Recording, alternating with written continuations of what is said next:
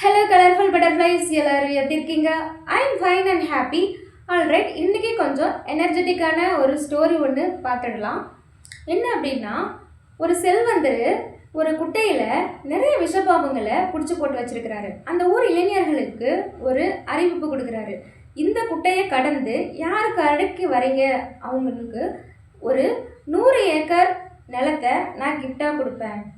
அப்படி 100 ஏக்கர் நிலம் வேண்டாம் அப்படின்னு சொன்னீங்கன்னா 1000 ஆடுகளை கிஃப்டாக கொடுக்குறேன்னு சொல்கிறாரு.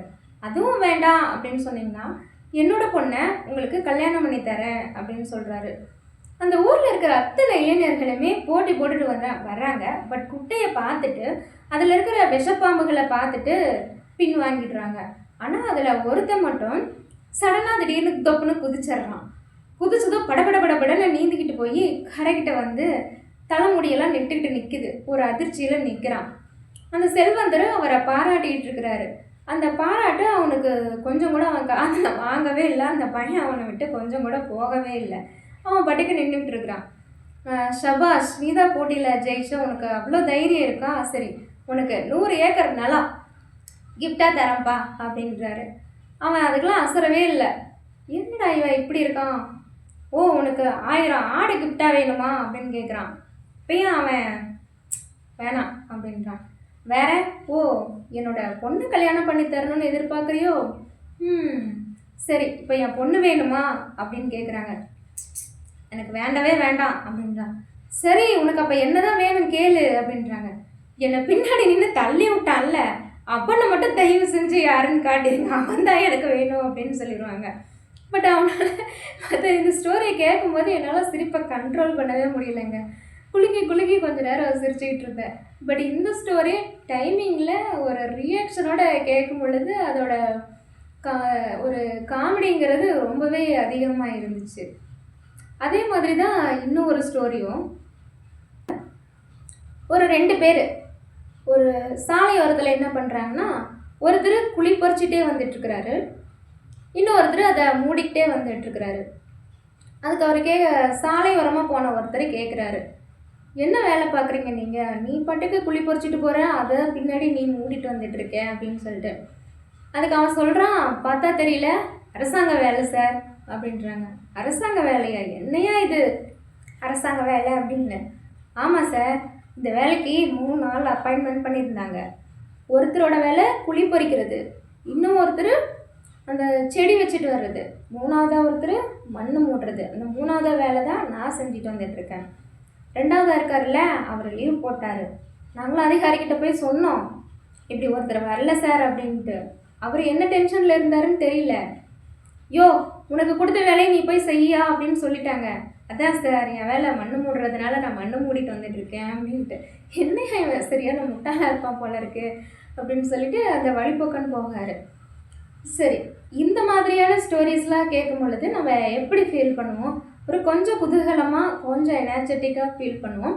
சம்டைம்ஸ் இதை நம்ம ரியாலிட்டியாக பார்க்கும் பொழுது நம்ம குலுங்கி சிரிப்போம். அந்த சிரிப்பை கண்ட்ரோல் பண்ணவே முடியாது. அந்த சிரிக்கிற அந்த தருணத்தில் நம்ம எப்படி ஃபீல் பண்ணணும்னா, லைஃப் லாங் இப்படியே இருந்துடக்கூடாதா அப்படின்னு தான் தோணும். ஏன்னா கரண்ட்டில் இருக்கிற நம்மளுக்கு அவ்வளோ ஸ்ட்ரெஸ்ஸில் தான் முக்கால்வாசி பேர் வாழ்ந்துட்டு இருக்கிறாங்க சமயத்தில். நம்மளும் இப்போ எதை நோக்கி போகிறோம் அப்படின்னா, பாயிண்ட்டுக்கு வரேன். ஒரு ஃபோனை எடுத்துட்டோம்னாவே ஷார்ட்ஸை மட்டும்தான் அதிகமாக பார்க்குறோம். ஷார்ட்ஸில் என்ன நடக்குதுன்னா, மேக்ஸிமம் காமெடிஸ், நல்லா உளுந்து சிரிப்போம், குலுங்கி சிரிப்போம். அதுதான், அந்த ஷார்ட்ஸ் தான் நம்மளை அந்த நேரத்தை கடத்திக்கிட்டு போகுது இல்லைங்களா? But butterflies, what I am saying now, shorts அந்த கரண்ட் பீரியடை தான் என்டர்டைன்மெண்ட் பண்ணி கடத்திக்கிட்டு போகும். பட் நம்ம லைஃப்பில் ஃபுல்லாக ட்ராவல் பண்ணி வர்றது என்ன அப்படின்னா, மாபெரும் சிறந்த தத்துவங்கள். ஒரு தத்துவம் நம்ம லைஃப்பை பெரிய அளவில் மாற்றும் அப்படின்னு சொன்னால் ஆச்சரியப்படுறதுக்கு எதுவும் இல்லை அப்படின்னு தான் சொல்லலாம் இல்லைங்களா? அப்படி என்னோடய லைஃப்பில் ஒரு மாற்றத்தை நடத்தின ஒரு தத்துவத்தை தான் உங்ககிட்ட நான் ஷேர் பண்ண போகிறேன். நீங்கள் தம்லைன்லேயே ஆக்சுவலாக இந்த தத்துவத்தை கேட்டுட்டு தான் உள்ளே வந்திருப்பீங்க அப்படின்னு நினைக்கிறேன். அந்த தத்துவம் என்ன அப்படின்னா, இழப்பதற்கு எதுவும் இல்லை, பட் பெறுவதற்கு இந்த உலகத்தில் நிறைய அதிசயங்கள் காத்து கொண்டிருக்கின்றன. எவ்வளோ பெரிய ஒரு விஷயம்! அப்படியே மனசு உடைஞ்சு இறுகி போயிருக்கிறவங்களுக்கு இந்த ஒரு தத்துவம் அவங்க வாழ்க்கையை எவ்வளவோ புரட்டி போட்டுட்ருக்கு அப்படின்னு சொன்னால் ஆச்சரியப்படுறதுக்கு இல்லைன்னு தான் நான் சொல்லுவேன். அப்படிப்பட்ட இந்த தத்துவத்தை சொன்னது யாருன்னு நினைக்கிறீங்க? Karl Marx. காரல் மார்க்ஸ் பற்றி இன்றைக்கி ஒரு சின்ன இன்ட்ரொடக்ஷனை தான் நம்ம பேச போகிறோம்.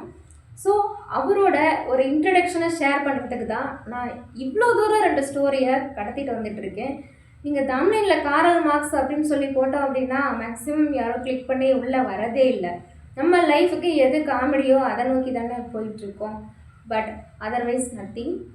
ஸோ காரல் மார்க்ஸை பற்றி ஒரு சின்ன இன்ட்ரொடக்ஷனை நீங்கள் கேட்டிங்க அப்படின்னா லைஃப்பில் உங்களை ஃபுல்லாக மாற்றிடும் அப்படின்ற ஒரு பெரிய நம்பிக்கை எனக்குள்ளே இருந்ததுனால தான் இந்த கண்டென்ட்டை சூஸ் பண்ணி உங்கள்கிட்ட ஷேர் பண்ண வந்திருக்கேன். ஸோ ஐடியூப் ரியல்ஸ் சேனலை சப்ஸ்கிரைப் பண்ணுங்கள், ஸ்டோரியை ஃபாலோ பண்ணலாம் வாங்க. காரல் மார்க்ஸோட ஒரு வாழ்க்கை வரலாறை பற்றி நீங்கள் கேட்டிங்க அப்படின்னா என்னடா லைஃப்பில் பிரச்சனை, இதெல்லாம் ஒரு பிரச்சனையா அப்படின்னு ஜஸ்ட் அ மினிட்ல கடந்து போயிடுவீங்க. அந்த ஹோப்பில் தான் இந்த ஸ்டோரியை உங்கள்கிட்ட நான் ஷேர் பண்ணுறேன். இது ஸ்டோரி இல்லை, நிஜமான வாழ்க்கை வரலாறு. ஸோ காரல் மார்க்ஸ் யாருன்னு பார்த்தா அவரோட அப்பா பேர் ஹென்ரிச் மார்க்ஸ். ஸோ அவர் ப்ரூசியஸ் கண்ட்ரியில் ட்ரையல் அப்படின்ற ஒரு இடத்துல வாழ்ந்து வந்துட்டுருக்கிறாரு. அவருக்கு பார்த்திங்கன்னா 9 குழந்தைங்க. அதில் 5 குழந்தைங்க மட்டும் உயிர் தப்பி வளர்ந்துருக்கு. அதில் 3வது குழந்தையாக பிறந்தவர் தான் Karl Marx. So Karl Marx அவங்க அப்பா வந்து யூத மதத்தை சார்ந்தவர். யூத மதத்திலிருந்து ஒரு கிறிஸ்துவ மதத்துக்கு மாறி இருக்கிறாரு. பட் அவரும் ரொம்ப ஒரு ப்ரொக்ரெசிவான ஆள் தான். மக்களாட்சியை பற்றி யோசிக்கிற ஒரு ஆள் தான். மன்னராட்சி இருக்கக்கூடாது, மக்களாட்சி தான் முன்னாடி வரணும் அப்படின்னு நினச்சவர் தான். அவர் ஆக்சுவலாக ஒரு லாயர். அவங்க ஃபேமிலிக்கு வருமானம் அப்படின்றது போதிய அளவு தான் இருந்துச்சு. ஸோ காரல் மார்க்ஸ் வந்து அவரோட ஹையர் ஸ்டடீஸை முடிச்சுட்டு அவருக்கு எது மேலே ஒரு ஈகர் இருந்துச்சு அப்படின்னா அவர் வந்து ஒரு ஃபிலாசபராக ஆகணும்னு தான் ஆசைப்பட்டார். பட் அவர் அப்பா வந்து என்ன சொல்கிறார் அப்படின்னா, நீ வந்து லா படி, அதான் உன்னோட ஃப்யூச்சருக்கு செட் ஆகும் அப்படின்னு சொல்லிட்டு அவர் லா காலேஜில் சேர்த்தி விடுறாரு. அதுக்கப்புறம் காரல் மார்க்ஸ் என்ன பண்ணுறாரு, அதோட மாஸ்டர் டிகிரியை படிக்கிறதுக்கு அவர் ஃபிலாசபியை சூஸ் பண்ணிவிட்டு ஒரு நல்ல ஒரு ஃபிலாசபராக ஆகணும் அப்படின்ற ஒரு எய்மில் ஃபிலாசபியை படிக்க ஸ்டார்ட் பண்ணுறாரு. ஸோ ஃபிலாசபி படிக்கிற காலத்தில் தான் அவர் வாழ்க்கையில் ஒரு பெரிய மாற்றத்தை ஏற்படுது. உலகத்தின் தலை சிறந்த தத்துவமான மாற்றம் ஒன்றே மாறாதது அப்படின்ற ஒரு தத்துவம் காரல் மார்க்ஸை ரொம்பவே பாதிச்சிச்சு. அந்த தத்துவம் தான் காரல் மார்க்ஸை ஒரு பெரிய அதிர்வலையை ஏற்படுத்தி ஒரு பெரிய புரட்சி ஏற்படுத்துறதுக்கு ஒரு காரணமாக இருந்துச்சு. அப்படிப்பட்ட தத்துவத்தை சொன்னது யாருன்னு தெரியுமா? ஹேக்கல்ஸ் யார் அப்படின்னா அப்போ கொண்டாடப்பட்ட ஒரு சிறந்த சிந்தனையாளர் அப்படின்னு சொல்லலாம்.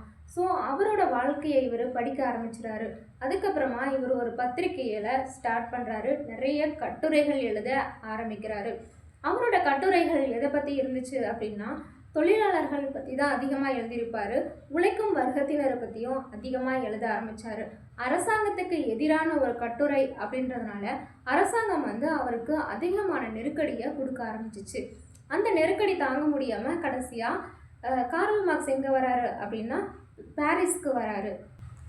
பாரிஸில் தான் அவருக்கு திருமணமும் கூட நடக்குது. திருமணம் அப்படின்னா சடனாக ஏற்பாடு பண்ணி நடந்தது கிடையாது. 7 வருஷம் என்கேஜ்மெண்ட் ஆனதுக்கு அப்புறமா நடந்த கல்யாணம் தான் இது.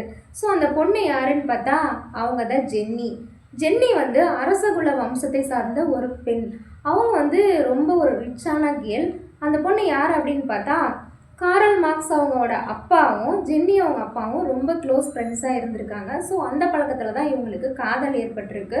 ஜென்னிக்கு வந்து எவ்வளோதான் வசதியான இடங்கள் வந்தாலும் பட் அதையெல்லாம் தவிர்த்துட்டு காரல் மார்க்ஸுக்காக 7 வருஷம் வெயிட் பண்ணியிருந்து இந்த கல்யாணத்தை நடத்திக்கிட்டாங்க. பட் இந்த கல்யாணம் எப்படி நடந்துச்சு அப்படின்னு பார்த்தா ஒரு 5 நபர்கள் மட்டும்தான். ஜென்னியோட பேரண்ட்ஸ் மட்டும்தான் இருந்தாங்க. காரல் மார்க்ஸோட பேரண்ட்ஸ் வந்து அதுக்கு தடை விதிச்சு இருந்ததுனால அவங்க யாரும் அந்த கல்யாணத்துக்காக அவங்க யாருமே வரல. ஸோ ஆஃப்டர் மேரேஜ் வந்து ஜென்னி நிறைய ப்ராப்ளம்ஸை ஃபேஸ் பண்ணுறாங்க. ஃபினான்ஷியலாக அவங்க ரொம்ப ரொம்ப அஃபெக்ட் ஆகுறாங்க. வறுமை அப்படின்ற ஒரு விஷயம் தலைவிரிச்சு ஆடுது அப்படின்னு சொல்லலாம். ஸோ காரல் மார்க்ஸோட ஒருவேளை சாப்பாடு கூட ஜென்னிக்கு கொடுக்க முடியல. அவங்கள வந்து தேனிலவுக்கு அனுப்பி வைக்கிறாங்க. ஹனிமூன் சொல்லும் இல்லைங்களா, அங்கே அனுப்பிக்கும் பொழுது அங்கேருந்து வரும் பொழுது ஒரு குழந்தையோட தான் வரணும் அப்படின்றது அந்த காலத்து ஐதீகமாக இருந்துச்சு. சரி, அவங்களுக்கு குழந்தை பிறக்குது, குழந்தை பிறந்துட்டு மறுபடியும் ரிட்டர்ன் வராங்க.